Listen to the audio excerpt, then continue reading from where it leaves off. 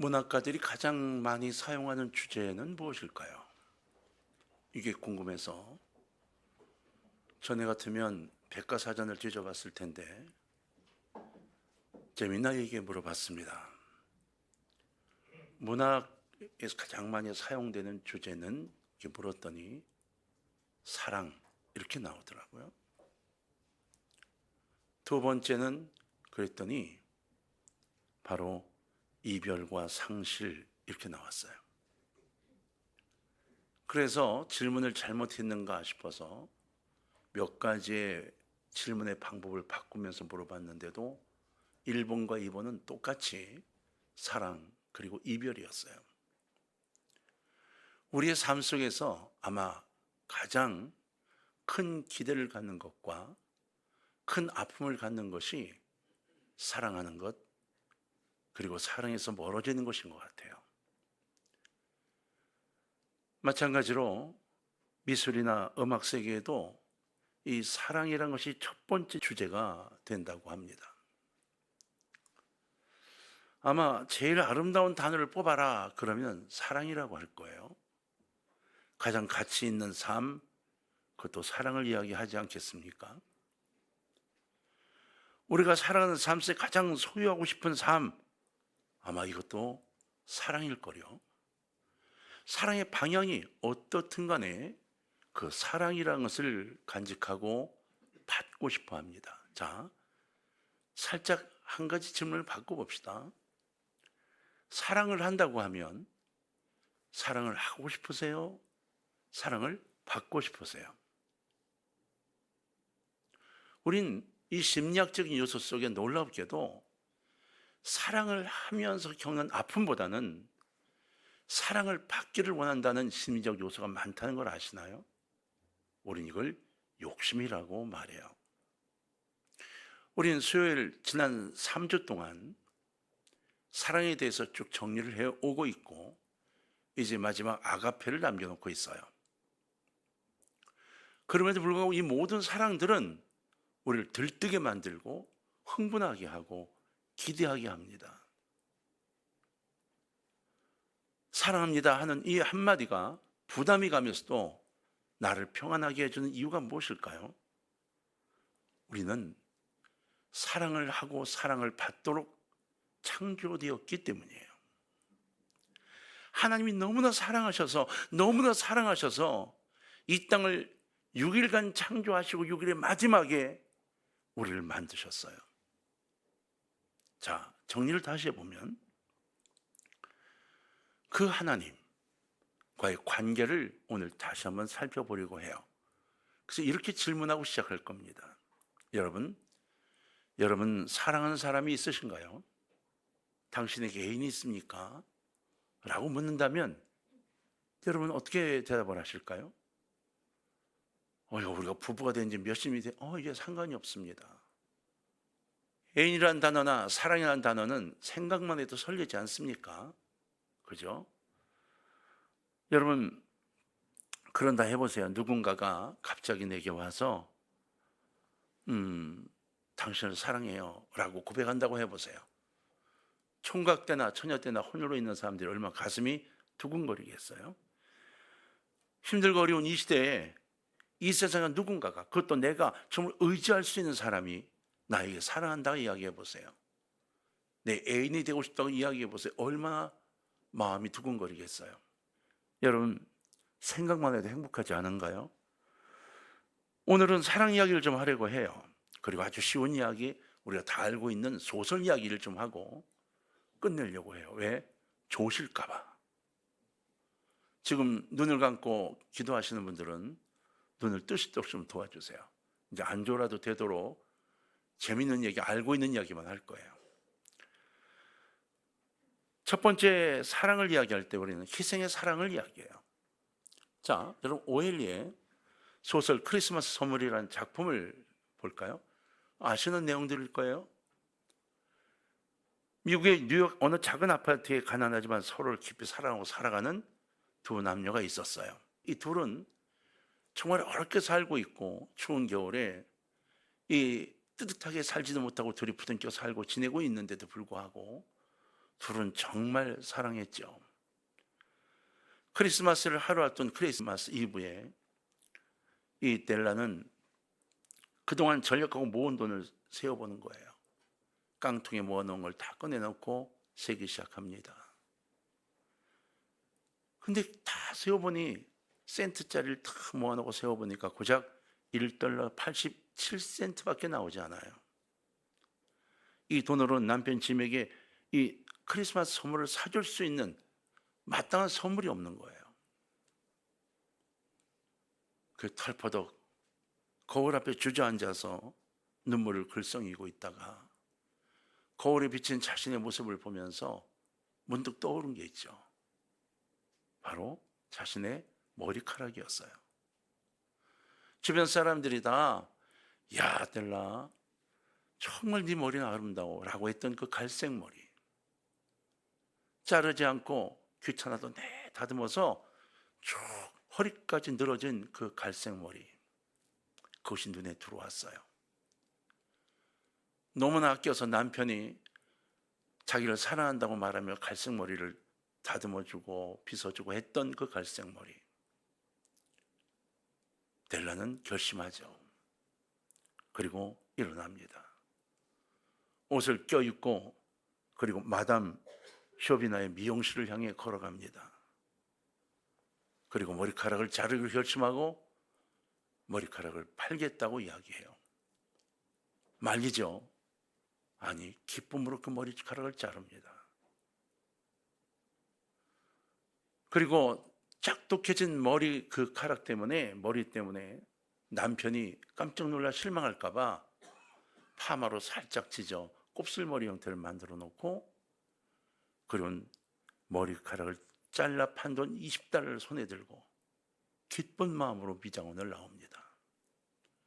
그 추운 성탄절 이브에 $20로 살 수 있는 남편의 선물을 사려고 도시를 헤매고 헤매서 결국은 짐에게 줄 선물을 찾아내죠. 그녀가 고른 것은 백금으로 된 얇고 세련된 시계줄이었어요. 왜냐하면 남편은 낡은 금시계를 하나 가지고 있었는데 이 줄이 이제 다 낡아져서 아주 위태하고 자주 끊어지는 거예요. 근데 이 금시계를 볼 때마다 남편이 얼마나 자랑스러워하고 그리고 귀하게 여기는지 몰라요. 그래서 델라는 맞아, 여기에 은으로 된 이 줄을 선물하면 금시계가 얼마나 아름다워 보일까. 그리고 그 줄을 삽니다. $20를 드리죠. 그리고는 그 시계줄을 포장해 갖고 들어오면서 너무 행복하게 발걸음을 걸어요. 헨리는 거기에 그렇게 기록합니다. 델라는 날아가듯이 집으로 향했다고 기록했어요. 내 머리카락을 다 팔았지만 너무 남편이 기뻐하고 즐거울 그 상상에 행복했던 거죠. 이 선물을 주면서 여보 하고 금식의 이 줄을 딱 채워줄 때 기뻐할 남편을 꿈꾼 거예요. 남편 짐은 어땠을까요? 짐도 델라에게 줄 선물을 준비하고 있었어요. 짐도 돈이 없었어요. 그래서 갈등하다가 짐도 결정을 해요. 그죠? 뭘 팔겠어요? 바로 그렇게 귀여웠던 금시계를 팔기로 결정한 거예요. 왜? 아내에게 이 추울 때 고생하고 있는데 뭔가 기쁨을 주고 싶었어요. 고민하다가 결정한 것이 바로 그 고운 갈색머리를 빚을 수 있는 빚과 장식할 수 있는 세트였어요. 그래서 금시계를 팔고 그 세트를 그 추운 겨울 찾아서 정말 아내가 마음에 들어 할 만한 걸 찾아내고 그리고 포장을 하고 기쁨으로 집으로 돌아옵니다. 짐도 너무 기뻐서 발걸음이 날아가듯이 집으로 가고 있죠. 두 내외가 성탄절 이브에 이제 만나 나누게 되는데 집에 들어와 있던 델라가 준비를 하고 있고 짐이 들어오면서 여보, 그리고는 자신이 줄 빚 세트를 장식하고 빚을 머리를 쳐다봤더니 아내의 머리카락이 없는 거예요. 깜짝 놀라죠. 둘이 서로 이야기를 꺼낼 수밖에 없는 상황이 됐어요. 당신의 시계에 맞는 줄을 살려고 머리를 잘랐다고 하고, 난 당신의 머리를 빚을 그 빚을 위해서, 빚 세트를 위해서 시계를 팔았다고 이야기해요. 슬픈가요? 슬픈 이야기인가요? 두 사람은 쓸 수 없게 된 선물을 앞에 두고 서로를 바라보고 있는 것으로 오엘리는 마무리를 합니다. 이렇게 끝나나요? 아닙니다. 오엘리는 그 다음에 이 사랑 이야기를 끝낸 게 아니라 독자들에게 동방박사 이야기를 꺼냅니다. 그 먼 길을 가장 귀한 것을 가지고 고난 속에 강을 건너고 산을 넘어 메시아를 찾아와 그 위에 놓인 예수님에게 선물을 드린 동방박사들, 그들이 직위와 영을 다 무시하고 예수님께 정말 그 드리려고 준비해온 그 선물, 그 이야기를 꺼내면서 오엘리는 진정한 사랑은 드림에 있다고 우리에게 이야기합니다. 철저한 희생. 증거델라는 어떻게 했을까요? 앞으로 더 큰 사랑으로 큰 일을 이루어가지 않았겠어요? 이 부부들이야말로 진정한 현자라고 오엘리는 말한 거예요. 동방박사들 현자라고 표현하는데 이 시대에 정말로 현자, 이 공황 속에 살아가기 힘든 시대에 정말로 두 내외 하나가 된 그들은 바로 이 부부들이었다고 이 크리스마스 선물을 통해서 이야기한 거죠. 서로를 위해 가진 것 중 가장 귀한 것을 내어준 이들의 사랑, 이것은 에로스가 아니었던 거예요. 에로스에서 발전한 아가페였던 거죠. 가장 값진 크리스마스 선물, 그것이었다고 오엘리는 이야기하고, 그래서 제목을 크리스마스 선물로 정하게 된 거예요. 우리가 알고 있는 이야기지만 한번 되새겨보면 어떻습니까? 우리 부부는 어떤 사랑을 하고 있나요? 그리고 나는 어떤 사랑을 겪고 있나요? 사랑을 받기를 원하지만 이러한 사랑을 해보셨나요? 그리스도인으로서 이런 사랑을 갖고 있는가요? 여러분, 우리는 말이에요, 우리를 몰래 사랑하시는 실은 그분이 계셔요. 그분은 우리를 너무너무 사랑하셔서 우리를 위해서 머리카락이나 시계 이걸 파는 정도가 아니라 자신의 생명 자체를 내어주셨어요. 자신의 생명 자체를 내어주신 것만이 아니라 하늘에 계셔야 할 분, 우리가 전혀 다른 세계에 계셔야 될 그분이 육체를 힘입고 이 땅에 오셔서 우리와 같은 고통을 겪으시고 가장 그 고통 속에 십자가에 달려 돌아가시면서 우리에게 영생을 선물로 내주신 거예요. 그런데 오엘리의 크리스마스 선물과 달리 우리는 드리잖아요. 진짜 그만큼 드리지 않았음에도 불구하고 예수님은 가장 귀한 머리카락보다 더 귀한, 금시계보다 더 귀한 생명을 우리를 위해 주신 거예요. 우리는 그분을 자주 바라보지 않아요. 바쁘다고 다른 곳을 바라봐요. 그분은 그러지 여전히 우리를 짝사랑하면서 우리를 끝내 바라보는 시선을 멀리하지 않아요. 그분은 바로 우리를 영원히 짝사랑하시는 예수님이신 겁니다. 우리의 영원한 애인이신 거예요. 예수님의 이야기는 우리에게 생명을 주신 하나님, 그 하나님에 대한 이야기인 거죠. 예수님은 후회하지 않는 인생을 약속해 주시는 영원한 우리의 애인이십니다.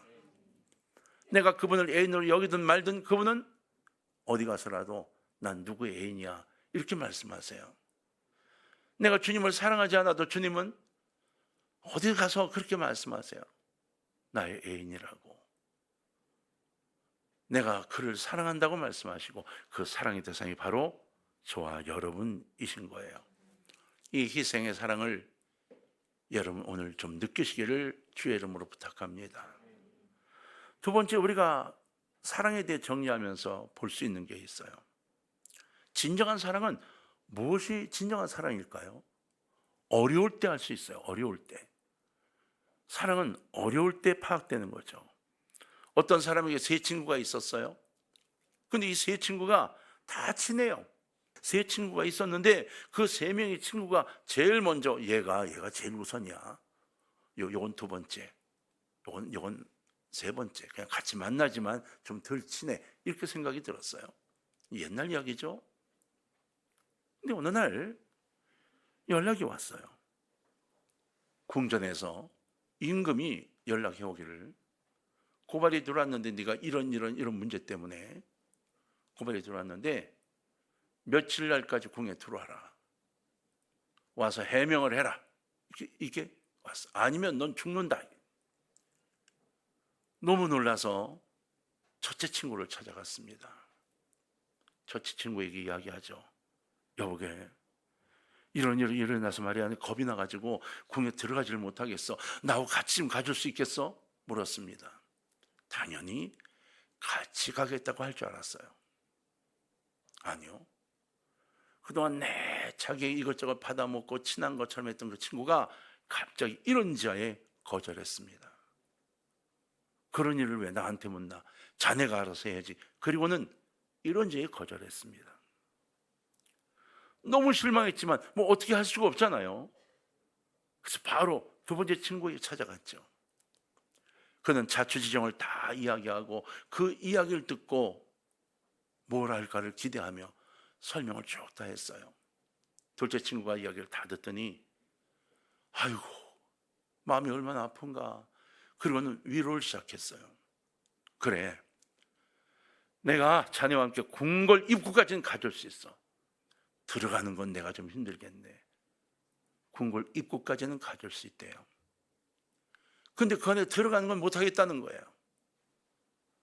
왕 앞에까지 도저히 내가 갈 수가 없네. 이걸 이해해 주기 바라네. 행여나 기대했던 이 사람은 이 두 번째 친구에서 굉장한 실망을 느끼죠. 할 수 없이 세 번째 친구를 찾아갔습니다. 가서 이야기했어요. 그랬더니 대뜸 그 친구가 이렇게 말하는 거예요. 아유, 가야지. 당연히 가야지. 자네에게 무슨 잘못이 있겠나. 걱정 말게. 내가 자네를 잘 알잖아. 내가 왕에게 자네는 그럴 사람이라고 내가 자신 있게 얘기할 거고 내가 보증하겠다고 얘기할 거야. 걱정하지 말게. 내가 끝까지 재판정까지 가줄 거야 라고 이야기를 했다는 거예요. 실화냐고요? 아닙니다. 제가 초등학교 유초등부 때 들은 목사님의 설교하시며 해주신 동화 이야기입니다. 목사님이 이렇게 말씀하셨어요. 여기에 인물들이 등장하는데 그러면서 친구의 이야기를 하셨어요. 여기에는 임금과 세 친구, 그리고 바로 내가 등장하죠. 임금은 하나님을 의미한다고 말씀하셨어요. 그래서 임금의 법정은 심판대라는 거예요. 첫 번째 친구는 재물을 이야기한대요. 재물은 이 땅에 귀한 게 사실이에요. 나에게 가장 가까운, 놓치면 안 되는, 손에 꼭 잡고 지내야 할 첫 번째 친구인 거예요. 그 친구가 다 해줄 수 있을 것 같은데 인생의 마지막 나팔 소리 들을 때 그 재물은 우리와 함께하지 못한다는 겁니다. 주님 오실 때 그 재물은 내게서 떠나가고 맙니다. 이 땅을 살면서 믿는다고요? 그 재물이요? 그 때문에 산다고요? 아니요. 결국 나팔 소리를 들을 때 우리는 그 재물 다 놔두고 가야 합니다. 언젠가 말씀드렸죠? 엘리자벳 여왕은 세상 떠날 때 그의 손에 보물창고의 열쇠를 끝까지 붙들고 있다가 죽고 난 다음 떨구덩 떨어뜨렸다는 이야기, 가져가지 못합니다. 두 번째 친구는 우리 가족과 친구들입니다. 왕궁 입구는 무덤입니다. 재판정도 아니고 무덤 입구, 그것까지 친구들 따라오죠. 가족들 따라옵니다. 와서 웁니다. 울고 엉엉 울고 슬퍼합니다. 그러나 그것이 끝입니다. 이 두 번째 친구입니다. 아이고 먼저 갔냐고 슬퍼하고 막, 이게 끝입니다. 세 번째 친구는 바로 예수 그리스도 그분이십니다. 보통 때는 내게 원하는 것이 별로 없습니다. 나와 대화도 별로 없으신 것 같습니다. 내가 뭐라 해도 나에게 뭐라 대답하시는 게 없는 것 같습니다. 근데 막상 내가 심판대에 갈 때 그 옆에까지 가서, 근데 하나님 아버지, 제가 십자가를 짊어진 것이 바로 이 친구 때문입니다라고 말씀해 줄 유일한 친구라는 거예요. 이 세 번째 친구, 하나님의 부름을 받을 때 우리를 변호해 주시는 영원한 동반자가 되시는 분, 이분의 사랑은 절대로 변하지 않고 잊혀지지도 않고 잊지도 않고 끌어당기는 힘이 있는 사랑이라는 거죠. 오늘 여러분의 마음을 끌어당기는 분이 바로 이분이 되시기를 주의 이름으로 부탁을 드립니다. 찬양과 간증을 통해서, 말씀을 통해 끌어당길 때가 있습니다. 그래서 제가 여러분에게 마음을 열고 성경 읽기에 참여해달라고 부탁하는 겁니다. 여러분, 혹 그 끌림의 마음이 들거들랑 결단하십시오. 가장 어려운 순간에 우리를 포기하지 않는 그런 애인, 그분의 이야기에 귀를 기울여 보십시오. 오늘 바로 그 주님이 세 번째 친구로 여러분 주변에 계시면서 내게 말을 걸 수도 있습니다. 세 번째는 이것을 꼭 기억하시길 바랍니다. 나를 사랑해서 내게 프로포즈를 하거들랑 받아들이시면 좋겠습니다. 정말 받아들이시면 좋겠어요. 자료를 찾다 보니까 유튜브 동영상에도 그런 것들이 올라와 있던데, 농구의 명문인 그 네바다 주립대학이 인근의 한 대학하고 농구시합을 벌였을 때 이야기가 있어서 기쁜 마음으로 여러분께 소개를 합니다. 오래전 이야기입니다. 경기장에 관중들이 꽉 들어찼고 막 응원을 하고 난리가 났습니다. 그리고 전반전이 끝났습니다. 휴식 시간이 딱 됐는데 갑자기 시끌 하더니 관중 한쪽 끝에서 하얀 천이 올라와서 관중들 머리 위로 하얀 천이 쫙 지나가는 겁니다. 그 하얀 천에 이렇게 써 있었습니다. 수잔, will you marry me? 이렇게 써 있었습니다. 못 알아듣는 척하고 있으면 안 됩니다. 수잔, 결혼해줘. 프로포즈한 거죠. 어느 남학생이 자기가 사랑하는 여자친구에게 사랑을 고백하기 이런 프로젝트를 만든 거예요. 그리고 관중들이 도움을 요청했는데 아이고 좋다고 관중들이 다 찬성을 해서 그 천을 다 옮겨준 겁니다. 거기에 손으로 쓴, 크게 붓으로 쓴 결혼해달라는 요청이 붙어 있었습니다. 그리고는 한쪽 구석에서 울림이 있기 시작했는데 큰 소리로 Say yes, say yes, 그렇다고 말해, 그렇다고 말해, 막 압박을 넣기 시작했습니다. 이 관중석에 그 소리가 꽉 찼습니다. 그런 한순간에 Say yes 하고 건너뛰는 그때 Yes, I will 하는 한마디 소리가 들렸어요. 박수를 치고 난리가 나서 그 잠깐 휴식 시간, 그 시간에 이 즐거운 프로젝트가 성공하고 둘이 결혼 약속을 했다는 이야기가 기록에 남아 있더라고요. 스탠드에 있던 모든 사람이 다 일어나 기립에 박수를 치고 반지를 전해주고 그리고 입을 맞추고 나갔다는 거예요. 여러분, 오늘 나에게 이보다 더 멋진 프로포즈를 하는 분이 계십니다. 바로 예수님이세요. 그분 에게 프로포즈를 하려고요, 먼 곳 하늘에서 오셨어요. 이 땅에 오셔서 그 어떤 프로포즈보다 멋있게 십자가에 달려 돌아가시며 피를 흘리시고 가시관을 쓰셨어요. 그 힘든 마지막 순간에 나를 쳐다보시면서 내가 너의 죄를 위하여 이렇게 매달려 있어. 아무개야, 내가 너를 사랑해 라고 오늘 고백하고 계신 겁니다. 손을 내밀어 주시기를 부탁해요. 그리고 주의 손을 한번 잡아주십시오. 나의 손을 주의 손에 포개어야 합니다. 나의 발을 주의 발에 포개어야 합니다. 진짜 나를 진정으로 사랑하시는 그분은 이분밖에 계시지 않습니다. 그분의 따뜻한 손을 꼭 잡는 오늘이 되시길 주의 이름으로 축원합니다. 한번 제가 소개했던 모파상의 목걸이라는 작품이 있죠. 작년에 제가 한번 말씀드린 적이 있죠. 한 부부가 있었어요. 남자는 하급 공무원이었어요. 여자는 허황된 꿈에 사로잡혀 사는 사람이었어요. 그 여자는 최대 소망이 화려한 파티에 가서 멋진 드레스 입고 춤추는 거였어요. 남편에게 자꾸 압박을 넣지요. 당신과 내가 결혼을 해서 잘못 결혼해서 이렇다 계속. 그러던 어느 날 이 남편이 지금 우리로 따지면 도지사가 여는 이 축하 파티의 초대장을 구했어요. 그 집에 달려와 아내에게 이야기하고 아내에게 몇 달치 월급을 다 모아서 드레스를 준비해 주죠. 근데 만족함이 없는 이 아내가 이 드레스에 맞는 목걸이를 구하고 싶은 거예요. 그래서 자기 친구가 갖고 있는 목걸이가 생각이 나서 친구를 찾아 그 목걸이 다이아몬드로 콱콱 박힌 그 비싼 목걸이를 빌려옵니다.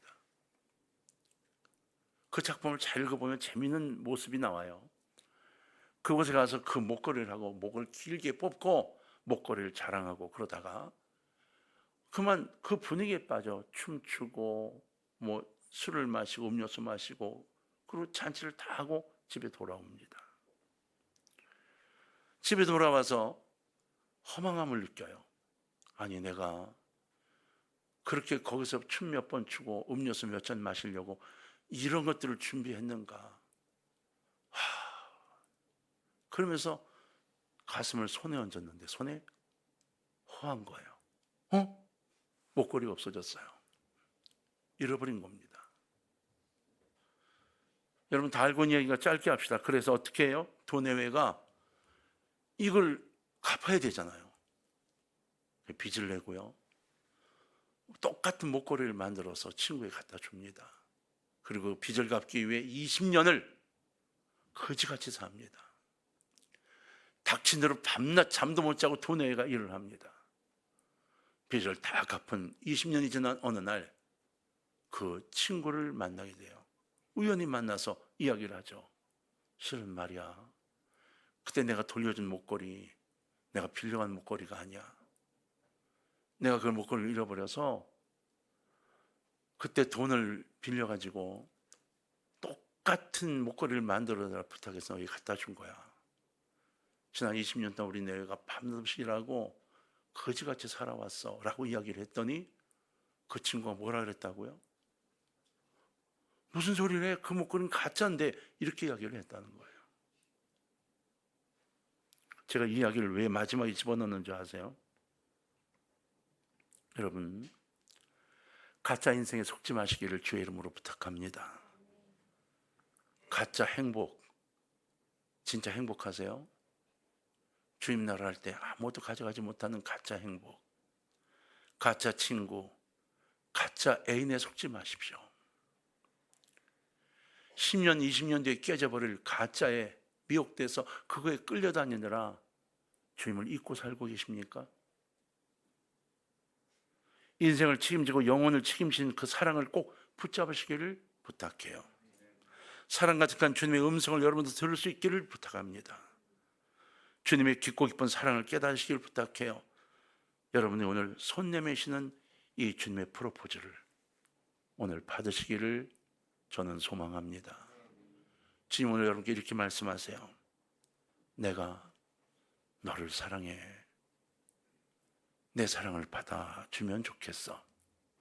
오늘 여러분 제가 여러분에게 이렇게 부탁합니다. Say yes. 네라고 대답하기를 부탁합니다. 아름다운 삶이 여러분께 있기를 주의 이름으로 축원합니다.